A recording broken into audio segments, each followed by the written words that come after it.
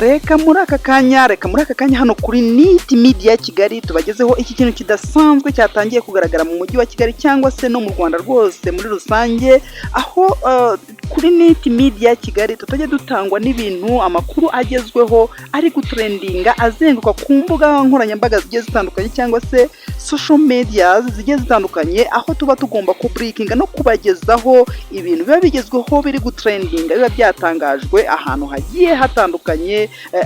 Abasanzwe badukurikirana hano kuri NIT Media Kigali, ibyo murabizi ko tuba turi abambere mu kubagezaho ibintu biba bigezweho bishyushye biri gutrendinga. Tutabatindiye rero tugiye kwifashisha umunota umwe wonyine, turaba tumaze kubamara amatsiko yose arabashize. Tugiye kwifashisha umunota umwe kugira ngo tubagezeho amafoto utu video ndetse n'amafoto twabegeranyije tudukuye ku mbuga nkoranyambaga zigiye zitandukanye kugira ngo amatsiko yose ashire tunababwira nuko byifashe byose. Iyi ni NIT Media Kigali, niho uzajya usanga amakuru agezweho ashyushye ari gutrendinga mu munota umwe wonyine. Tujya twifashisha umunota umwe, ntago tujya turenza cyangwa se iminota ibiri. Ibigezweho byose ukaba wamaze kubibona no kubigeraho byose.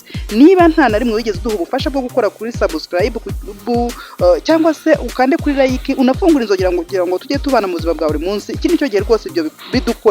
Uko u Rwanda rurushaho gutera imbere ni nako hagenda haza ibintu imishinga iremereye igenda ishyirwa mu bikorwa, ikaza ari umwihariko muri Afurika cyangwa se bitari henshi, bitagaragara henshi cyane mu isi. Ni muri urwo rwego rero u Rwanda kuri iyi nshuro noneho habaye iki gikorwa kidasanzwe tugiye aka kanya noneho kwinjiramo hano kuri NIT Media Kigali. Bamwe na bamwe muri uyu mujyi wa Kigali batangiye kubona drone ziri gutwara abantu mu buryo budasanzwe cyangwa se bikagenda bitangaza benshi. Izi drone ni ubwa mbere zigaragaye muri Afurika yose, zatangiye kugeragezwa hano mu Rwanda. Ni drone zitajya zirenza ubutumburuke bwa metero 100 mu kirere, kuko abazibona bagenda bikanga ko zishobora kugonga inyubako cyangwa se imisozi, ariko zikoranyeho ikoranabuhanga ryo ku rwego rwo hejuru ku buryo zidashobora kugira ingaruka cyangwa ibibazo zitera hejuru cyangwa se ziri kuguruka.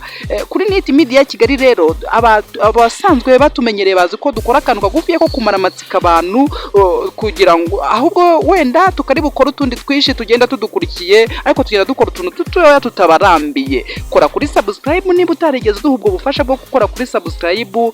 Byinshi n'utundi tuntu tugiye dukurikiye iyi nkuru turabubategurira mu kanya gatoya.